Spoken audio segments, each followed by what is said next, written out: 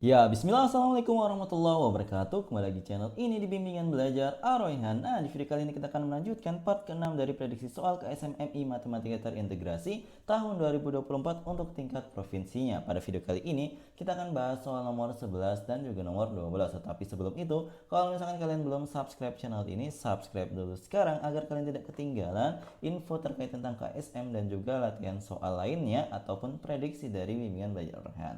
Oke, kalau misalkan kalian ingin mendapatkan secara lengkap video eksklusif tentang prediksi soal tingkat provinsi ini, kalian harus berlangganan minimal yang juara tingkat provinsi. Biayanya itu kurang lebih 110.000 saja dengan cara klik tombol gabung yang ada di samping tombol subscribe di video kali ini. Oke, dan juga kalau misalkan kalian berminat untuk mendapatkan soal dan pembahasannya secara lengkap, prediksi ini tanpa harus menunggu pembahasannya dalam bentuk video di YouTube kami, kalian bisa memilikinya dengan harga 75.000 saja untuk 100 orang pembeli pertama. Kalau misalkan tertarik, hubungi Mimin di 0878 606 Yuk miliki sekarang dan persiapkan dirimu untuk menghadapi tingkat provinsi tahun ini. Oke, kita akan mulai pembahasan kita dari soal nomor 11. Yuk kita baca dulu soalnya bersama-sama.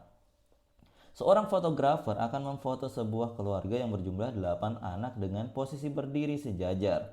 8 anak tersebut terdiri dari satu kembar 3 identik, dua kembar 2 identik, dan satu anak tidak kembar. Jika anak-anak kembar identik tak dapat dibedakan, banyaknya cara fotografer menyusun anak-anak tersebut untuk berfoto adalah titik-titik. Nah, jadi untuk menyelesaikan soal ini kita akan menggunakan yang namanya permutasi karena di sini penyusunannya itu dilakukan sejajar menyamping, maka kita gunakan permutasi karena di sini penting urutan-urutan dari posisi-posisinya ini, maka kita gunakan permutasi, tidak menggunakan kombinasi seperti itu.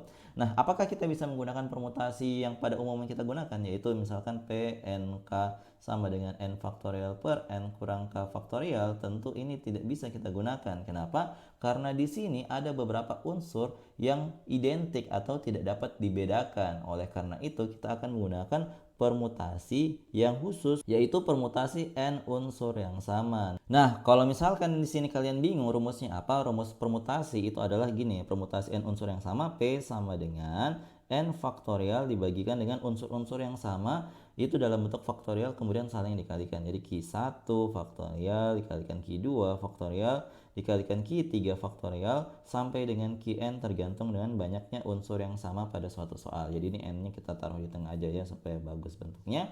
Nah, kebetulan di soal ini kita akan identifikasi ya ada berapa unsur yang sama, sedemikian sehingga kita akan menjadikan dia pembagi di bagian bawah. Nah, di sini kita identifikasi dulu ada berapa banyak total anak yang akan difoto. Ternyata di sini total anaknya adalah sebanyak 8 anak. Maka di sini kita ketahui bahwa n sebagai total anak adalah 8. Kemudian kita lihat di sini kan ada unsur yang sama. Yang pertama adalah satu kembar 3 identik. Nah, satu kembar 3 identik itu berarti kan ada 3 orang yang sama persis. 3 orang sama persis ya. Tidak bisa kita bedakan. Nah, ini kita anggap sebagai nilai Q1-nya. Jadi ini adalah Q1 ya. Kemudian ini kita tulis poin-poin kayak gini ya. Kemudian di sini kita lihat ternyata ada 2 kembar 2 identik. Berarti ada 2 pasang yang mukanya itu sama persis. Maka di sini kita tulisin pasangan yang pertama ada 2 orang yang sama persis. Ini adalah pasangan yang pertama ya. Kemudian nanti ada lagi satu yang sama persis, yang ini kita anggap sebagai Q2. Kemudian yang terakhir 2 orang lagi yang sama persis berikutnya, karena dikatakan ada 2 pasang ya, 2 kembar 2 identik, maka ini kita anggap sebagai Q3. Nah, berarti di sini kan ada 3 unsur yang sama, maka nanti kita akan gunakan Q1, Q2 dan Q3 sebagai pembaginya. Maka di sini coba kita substitusikan nilai-nilainya ke dalam rumusnya tadi. Maka n-nya kita ganti 8, berarti 8 faktorial dibagikan dengan Q1 faktorial yaitu 3, berarti 3 faktorial. Kemudian dikalikan dengan 2 faktorial, kemudian dikalikan lagi dengan 2 faktorial dari nilai Q2 dan Q3-nya. Nah, berarti untuk menyelesaikannya ini 8 faktorial yang di atas itu kita jabarkan menjadi seperti ini, 8 kali 7 kali 6 kali 5 kali 4 kali 3 faktorial. Agar nantinya 3 faktorialnya ini akan saling menghabisi dengan 3 faktorial yang ada di bawah. Kemudian yang lainnya itu dituliskan. Kemudian di sini kita lihat ya, kita coret dulu 3 faktorialnya. Kemudian kita lihat ini 4 di atas bisa kita bagi dengan 2 yang di bawah. Sehingga di sini kita tinggal menghitung aja yang nilai-nilai ini 8 kali 7 kali 6 kali 5. Maka di sini kita hitung nilainya berapa? 8 kali 7 itu 56. 56 dikalikan dengan 6 kali 5 adalah 30. Kedua ini kalau misalkan dikali berapa sih? Coba kita hitung ya. 56 kali 3, 8 ingat 1, ini jadinya adalah 16, kemudian tambahkan 0, hasilnya adalah 1680. Cara yang berbeda untuk mengatur anak-anak untuk berfoto ada sebanyak 1680 cara, sehingga jawaban yang tepat dari soal ini adalah opsi C, yaitu 1680. Seperti itu, semoga kalian paham ya untuk penyelesaian soal kali ini. Kalau misalkan kalian belum paham, ingat jangan malu-malu untuk komentar di bawah. Oke, kita lanjutin ke soal berikutnya. Nah, sebelum kita melanjutkan ke pembahasan soal selanjutnya, di sini kami ingin promosi dulu sekali lagi kalau misalkan kalian berminat untuk memiliki pembahasan materi keislaman yang sesuai dengan kisi-kisi KSM 2024, baik itu digunakan mandiri di rumah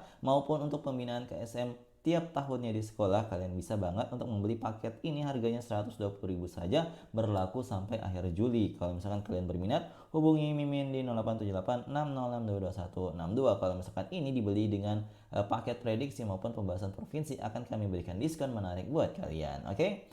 Kita lanjutkan ke pembahasan soal nomor 12. Kita baca dulu soalnya bersama-sama. Perhatikan gambar di samping, diketahui titik I, O, dan S segaris.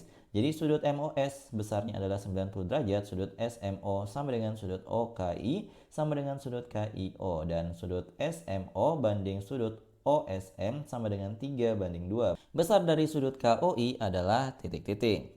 Nah, untuk menyelesaikan soal ini, kita berfokus di informasi ini dulu ya. Sudut SMO banding sudut OSM katanya adalah 3:2. Nah, kalau misalkan perbandingan seperti ini, boleh kita selipkan suatu variabel agar kita bisa mengetahui besar sudut-sudutnya ini. Nah, kalau misalkan kedua perbandingannya dikaliin, anggaplah dikaliin X ya, maka perbandingannya itu jadi 3X banding 2X. Dimana kalau misalkan kita masukkan suatu nilai X khusus, maka kita akan memperoleh nilai sudut yang ini, sudut yang ada di gambar ini secara persis ya, secara tepat nilainya itu berapa.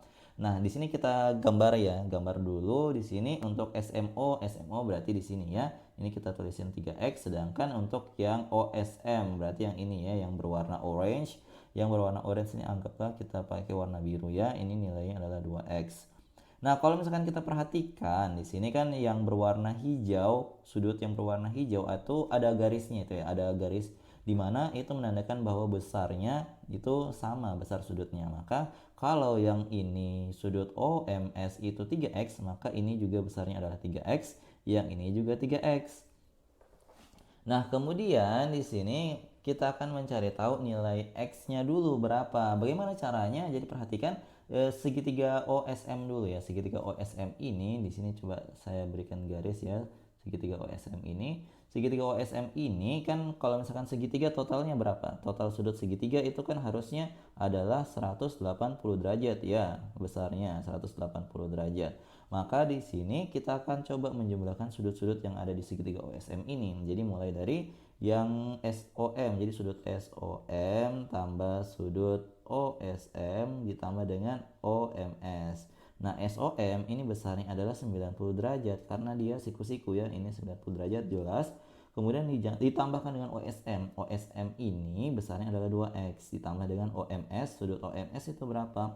OMS yang 3X. Nah, ini ingat totalnya adalah 180 derajat. Nah, kalau misalkan 90 derajatnya pindah ke ruas kiri, apa yang terjadi? Otomatis kita akan mengurangkan 180 derajat dengan 90 derajat. Maka yang di ruas kanan coba dijumlahkan, 2X tambah 3X itu hasilnya adalah 5X. Maka kita peroleh di sini 5X itu sama dengan 90 derajat. Maka kita akan memperoleh nilai X-nya dengan cara membagi 90 derajatnya dengan angka 5, dapat besarnya X adalah 18 derajat.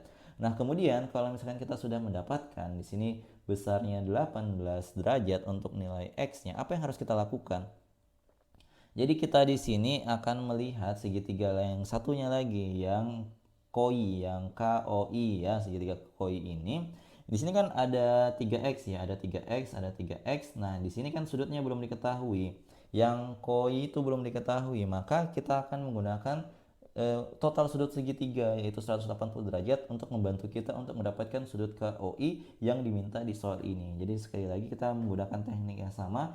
Segitiga KOI itu total sudutnya adalah 180 derajat. Jadi 180 derajatnya ini diperoleh dengan cara menjumlahkan sudut-sudut yang ada di segitiga itu. Jadi segitiganya itu kan ada sudut IKO, maka dijumlahkan dengan sudut KIO, kemudian dijumlahkan dengan sudut yang ditanya yaitu KOI. Nah, ini coba kita substitusikan nilai-nilainya masing-masing. Untuk yang IKO itu nilainya adalah 3x. Karena tadi ini sama ya, besar sudutnya dengan yang OMS. Ini juga kita jumlahkan dengan yang KIO. KIO itu 3x juga. Nah, ditambah dengan yang KOI ini kan yang ditanya, maka kita tulisin aja. Di sini kita jumlahkan dulu yang bisa dijumlahkan, 3x tambah 3x itu 6x. Ini dapatnya seperti ini. Kemudian coba di sini yang 6x ini, x-nya kan sudah kita ketahui. Coba kita ganti nilainya, masukkan ke sini. Berarti kan 180 derajat sama dengan 6 dikalikan dengan 18 derajat. Ditambahkan dengan sudut KOI. Nah, di sini 6 kali 18 itu berapa? 6 kali 18 itu adalah 108. Maka di sini kita ganti dengan 108 derajat sama dengan 180 derajat. Kemudian yang ini ingat sudut KOI-nya dituliskan kembali. Maka untuk mendapatkan sudut KOI itu bisa ya caranya yang 180 ini dikurangkan dengan 108. Berarti 180 derajat kurangi dengan 108 derajat itu kita akan memperoleh besar sudut KOI itu adalah sebesar 72 derajat. Sehingga jawabannya dari opsi yang tepat itu adalah opsi A yaitu 72 derajat jawaban untuk soal nomor 12 ini. Semoga kalian paham ya untuk penjelasan soal kali ini. Kalau misalkan kalian belum paham seperti biasa jangan malu-malu untuk komentar di bawah. Nah, jadi itu dia tadi 2 buah soal yang kita bahas pada video kali ini. Kalau misalkan kalian berminat juga untuk membeli soal dan pembahasan KSMMI Matematika Terintegrasi tahun 2023 untuk tingkat provinsinya lengkap nomor 1 sampai dengan 25, kalian bisa membelinya dengan harga 80.000 saja di nomor Mimin 087860622162. Yuk miliki sekarang dan persiapkan diri menghadapi KSM tahun ini. Ada juga pembahasan tahun 2018, 2019, 2020 dan juga 2021 hasil rekaman pelatihan kami yang dilaksanakan pada tanggal 20 sampai dengan 21 Juli 2024. Kami menjual per video per tahunnya itu 2018 sendiri, 2019 sendiri, 2020 sendiri, 2021 sendiri. Harganya itu masing-masing Rp100.000. Kalau misalkan kalian berminat, silahkan hubungi Mimin tadi ya, nomornya tertera. Jadi kalau misalkan kalian suka dengan video ini, jangan lupa like, share, dan subscribe channel ini. Dan jangan lupa nyalakan bel notifikasi untuk mendapatkan pemberitahuan lebih awal. Oke, sampai jumpa di video selanjutnya. Wassalamualaikum warahmatullahi wabarakatuh. Bye-bye.